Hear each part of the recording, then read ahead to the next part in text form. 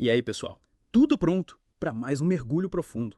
Hoje a gente vai se aventurar no mundo da evolução da linguagem, focando no português brasileiro. E olha, se preparem, porque o artigo que você mandou é de cair o queixo.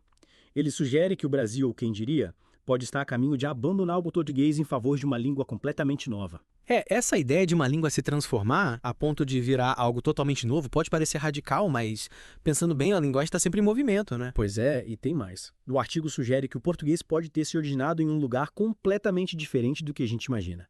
E algumas das expressões brasileiras mais icônicas, acredite se quiser, podem ter raízes nessa língua mais antiga. É fascinante como a linguagem pode revelar conexões históricas e culturais tão surpreendentes, né? A gente acaba questionando tudo o que achava que sabia sobre as origens do português. E é aí que a gente entra de cabeça nessa teoria da língua brasileira. O artigo fala de um linguista, o Fernando Venanço, que acredita que o português falado no Brasil está mudando tão rápido que, em breve, pode ser considerado uma língua separada. E ele até já deu um nome para essa nova língua, brasileiro. O Venâncio levanta um ponto interessante sobre a diferença entre língua e dialeto. Os linguistas geralmente analisam a pronúncia, a gramática e o vocabulário para definir essa fronteira, né? A gente já vê tantas diferenças entre o português do Brasil e o de Portugal. A gente fala de geladeira, eles falam frigorífico, por exemplo. Exato, esse é só um exemplo. O artigo mostra vários casos em que o português brasileiro criou um vocabulário próprio, com influências indígenas, africanas e até de outras línguas europeias. É como se o Brasil tivesse pego o português e dado na cara nova para ele, né? Adicionando temperos e sabores da nossa cultura. É uma ótima maneira de colocar. E essa influência cultural é central no argumento do Venâncio. Ele sugere que essas mudanças na língua não são aleatórias, elas refletem uma evolução cultural profunda do Brasil, criando uma identidade linguística própria. E agora vem a parte mais incrível. O artigo diz que o português, na verdade, pode ter se originado num lugar completamente diferente de Portugal, no antigo Reino da Galícia, que hoje faz parte da Espanha. Pois é, a conexão com a Galícia é fundamental para entender a história do português. O galego, ou galego, é considerado uma língua irmã do português e ambos têm raízes no latim vulgar falado na Península Ibérica durante o Império Romano. Peraí, então o português pode ter começado como galego. Isso muda tudo o que eu pensava sobre a história da língua. Muita gente não sabe dessa herança linguística compartilhada. Mas a influência do galego no português, principalmente no começo, é inegável. Mas se o português veio da Galícia, por que a gente não ouve falar mais sobre o galego? O que aconteceu com ele? A história do galego e do português é bem complexa, cheia de idas e vindas políticas e culturais. Ao longo dos séculos, a Galícia sofreu muita pressão para se assimilar tanto da Espanha quanto de Portugal. Então uma língua foi meio que suprimida. Em certo sentido, sim. O galego era visto como uma língua rural menos prestigiada, enquanto o português ganhou destaque com a expansão do Império Português. Isso fez com que o uso do galego diminuísse, especialmente em contextos oficiais. Mas o artigo fala que tem gente tentando reviver o galego hoje em dia, né? Sim, tem um movimento crescendo na Galícia para recuperar essa herança linguística e cultural. Eles estão promovendo o uso do galego na educação, na mídia, no dia a dia. É um exemplo incrível de como a linguagem pode ser um símbolo de identidade e resistência. E agora vem a parte mais maluca. O artigo liga algumas expressões brasileiras super comuns a raízes galegas. É aí que a investigação linguística fica emocionante. O artigo aponta que o diminutivo inho, que a gente usa tanto no Brasil, tipo cafezinho ou Ronaldinho, veio direto do galego. E a exclamação oxente, comum no Nordeste, tem ligação com a palavra galega gente, que significa gente. Caramba, é sério isso. Então, mesmo sendo marginalizado, o galego deixou marcas na forma como os brasileiros falam hoje. É como se a gente carregasse um pedacinho da história da Galícia na nossa língua. Exatamente. Isso mostra como a linguagem é poderosa, como ela carrega memórias culturais através do tempo e do espaço. É um lembrete de que a língua nunca está parada. Ela é um tecido vivo, feito de fios históricos e culturais. Beleza. A gente já viu que o português do brasileiro tem suas particularidades e uma conexão surpreendente com o galego. Mas será que ele está mesmo a um passo de virar uma língua completamente separada? Essa é a grande questão, né? O artigo defende que essa separação é inevitável e que esse processo está acelerando.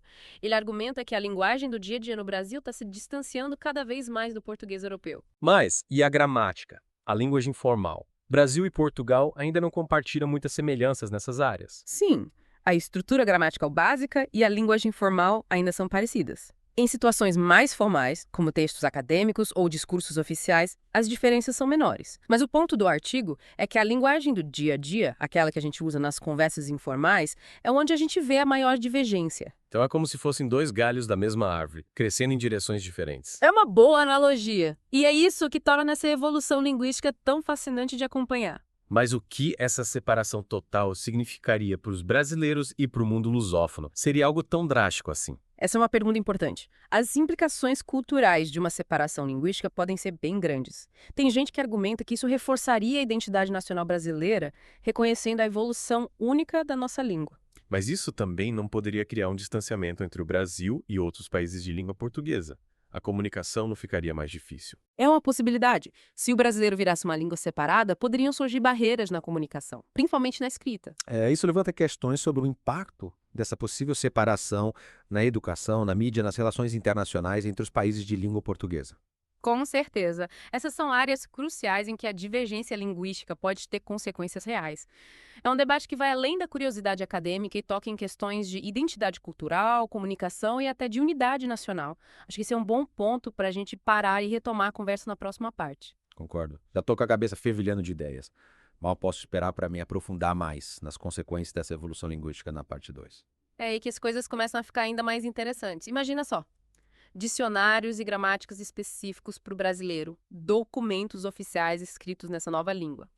Será que até as obras literárias portuguesas precisariam ser traduzidas para o público brasileiro? Nossa, é verdade. Seria como acompanhar o nascimento de uma nova literatura, uma forma completamente nova de expressar a cultura brasileira através das palavras. Qual seria o impacto nos escritores brasileiros? Será que eles abraçariam essa mudança ou resistiriam? É uma pergunta fascinante. E pensa também no impacto na música, no cinema, até nas conversas do dia a dia. Será que os brasileiros desenvolveriam sotaques e gírias ainda mais diferentes dos outros países de língua portuguesa? A cabeça explode só de pensar nas possibilidades. Esse debate deve estar dando o que falar entre linguistas e especialistas em cultura, né? Com certeza, essa discussão vai muito além da academia. Ela mexe com sentimentos e preocupações sobre identidade nacional e preservação cultural. Imagino que em Portugal as pessoas talvez sintam uma certa perda, como se um pedaço da história delas estivesse se distanciando. Tipo, ei, essa língua também é nossa. É, faz sentido. Existe um apego emocional à língua, um sentimento de história e conexão compartilhada que vai além das fronteiras. A ideia de uma separação linguística pode ser vista como uma ruptura desses laços. É como se a gente visse uma árvore genealógica se dividindo em vários ramos, cada um seguindo seu próprio caminho, mas ainda conectado à raiz. Que bela analogia. E ela mostra bem a complexidade da evolução da linguagem. Não é uma ruptura radical, é um processo gradual de divergência e convergência, influenciado por vários fatores. Então, mesmo que o brasileiro se torne uma língua oficial, isso não apagaria a história em comum e as conexões entre Brasil e Portugal. Exatamente. A linguagem é fluida, dinâmica, sempre se adaptando. O brasileiro não negaria a influência do português, apenas marcaria um novo capítulo na história da língua. Sabe, essa conversa toda me fez pensar. A linguagem é muito mais do que uma ferramenta de comunicação, né? Ela é um reflexo da nossa história, da nossa cultura, da nossa identidade. É verdade. A linguagem é como um registro vivo das experiências, crenças e sonhos de um povo. É uma janela para a alma de uma cultura, para a sua forma de ver o mundo. Então, mesmo que a ideia de o Brasil adotar uma nova língua pareça radical, ela mostra a força da linguagem, a capacidade de evoluir e se adaptar junto com as pessoas. E essa capacidade de adaptação é o que torna o estudo da linguagem tão fascinante. É um lembrete de que nada é estático, tudo tem fluxo. O futuro da linguagem é imprevisível e emocionante, assim como as pessoas que a moldam. Estou completamente fascinado por essa história da evolução da linguagem. Mas o artigo também fala de outra coisa que me deixou curioso. Ele diz que essa separação entre o português e o brasileiro não só é inevitável, como também está se acelerando. Aí entra a influência da globalização e da tecnologia. Com a internet, as redes sociais, a comunicação instantânea, as línguas estão se encontrando e se misturando como nunca antes. Então você está dizendo que os brasileiros estão interagindo com outras línguas e culturas e isso acelera as mudanças na nossa própria língua. Isso mesmo. Pensa na influência do inglês, do espanhol, até de línguas asiáticas no português brasileiro. Através da música, dos filmes, da internet, a gente absorve novas palavras, expressões e até estruturas gramaticais. É como se a nossa língua fosse um caldeirão, misturando temperos de várias partes do mundo. E essa mistura toda acontece num ritmo acelerado por causa da tecnologia. As redes sociais, por exemplo, são um terreno fértil para novas gírias, abreviações, novas formas de usar a linguagem. O internet é um exemplo disso, né? É incrível pensar que a gente está presenciando essa evolução em tempo real. É como ver a língua se transformando diante dos nossos olhos. E é isso que torna esse assunto tão relevante. Não estamos falando apenas de teorias abstratas, mas de entender as forças que moldam a nossa forma de comunicar e como essas mudanças refletem transformações culturais mais profundas. Certo? Antes de a gente viajar demais no futuro da língua portuguesa, vamos voltar um pouco para o presente. O artigo fala especificamente do brasileiro como uma possível nova língua. Mas será que outros países de língua portuguesa também podem seguir esse caminho? Ótima pergunta. Isso abre um leque de possibilidades. Pensa no português falado em Angola, Moçambique, Cabo Verde. Cada país tem sua história, sua cultura, suas influências linguísticas. Então, assim como o Brasil foi influenciado por línguas indígenas, africanas e europeias, outros países de língua portuguesa também têm suas misturas. Com certeza. E essa mistura única de influências pode levar ao surgimento de línguas distintas nesses países também. Poderíamos ter o português angolano, o português moçambicano e por aí vai. Caramba! Então o futuro da língua portuguesa pode ser muito mais diverso do que a gente imagina. Em vez de uma língua única, podemos ter uma família de línguas todas conectadas, mas com suas próprias características. É uma possibilidade fascinante que desafia a ideia de fronteiras linguísticas fixas e aponta para um cenário mais fluido e interconectado. É como se a gente estivesse vendo os continentes se separando, mas em vez de terra, são as línguas que estão se movendo e moldando o mundo. Que imagem poderosa! E ela capta bem a essência da evolução da linguagem. É um processo constante de movimento, adaptação e reinvenção, impulsionado pela necessidade humana de se comunicar e expressar suas identidades culturais. Minha cabeça está explodindo de possibilidades. Acho que a gente precisa de um tempinho para processar tudo isso antes de mergulhar nas consequências dessa fragmentação linguística.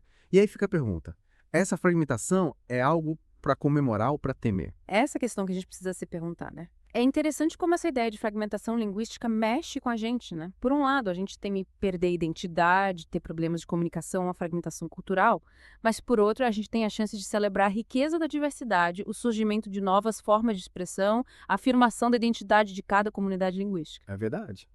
Parece que a gente fica dividido, né?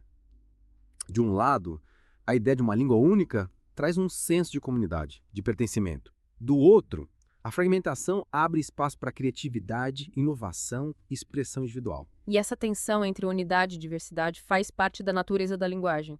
Afinal, a língua é viva, está sempre mudando, sendo moldada pelas forças culturais, sociais e tecnológicas. Pensando bem, a gente pode comparar com a evolução das espécies, né? A diversidade genética é essencial para a sobrevivência, para a adaptação. A diversidade linguística também pode ser vista como um sinal de vitalidade, de força. Com certeza. A variedade de línguas e dialetos enriquece a cultura, preserva conhecimentos antigos e amplia as possibilidades de comunicação e expressão. E o futuro?